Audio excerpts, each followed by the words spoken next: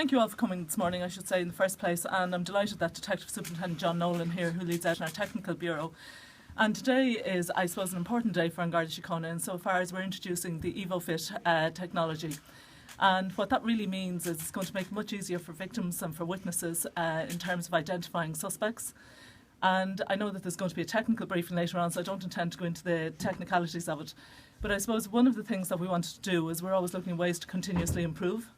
And we're always looking at ways that we can make it easier for victims and for witnesses to work with An Garda Síochána in identifying suspects. And this new technology allows for, rather than people having to recall specific details, it allows more towards facial recognition, so things that people would be very used to. So looking at the centre of a person's face. When we looked at this, we looked at other police forces where it's been used. So there are 16 other police forces, including the PSNI. And the success rates are very, very impressive.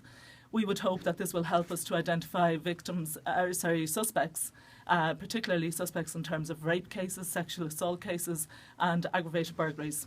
So it's a technology that we very much welcome. It's a start of a journey that we're on, improving the technology that we have in terms of investigating crime, and also as part of the journey we have in terms of making sure that we have professional investigative practices. This, coupled with the technology around the DNA database later in the year, will significantly help our efforts in investigating and detecting crime. Do you anticipate this system will be evolved over time and, regionally based? You'd have more and more trained operators? Yes, at the moment we have 6 trained operators here in headquarters. It's a very mobile type of technology, so it can go down into any of the regions. Indeed, one of the great benefits of it, it can be used in vulnerable witnesses, elderly people. It can actually be used in their own homes or in different facilities. So you don't actually have to take the victim or the witness to a location. You can actually bring the technology to them. So yes, over time we would look at developing the regional capability and having this technology, along with others, available in the regions. Are you confident people will embrace the new system that Gardaí will?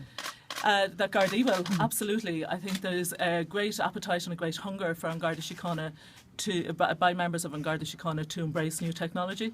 So yes, and already this system has only been operating here since January, and already there are significant indicators of success. But absolutely, the men and women of An Garda Síochána are very eager to use technology. Indeed, as well as having this piece of technology, we have already drafted out an ICT strategy which looks at how we're going to professionalise policing practices using better technology and more digitalised technology. But that is actually something that the people, the men and women that are out every day operating on the ground have looked for, and that's something that I'm delighted to say that the Minister has indicated they will support. This technology obviously has had good success in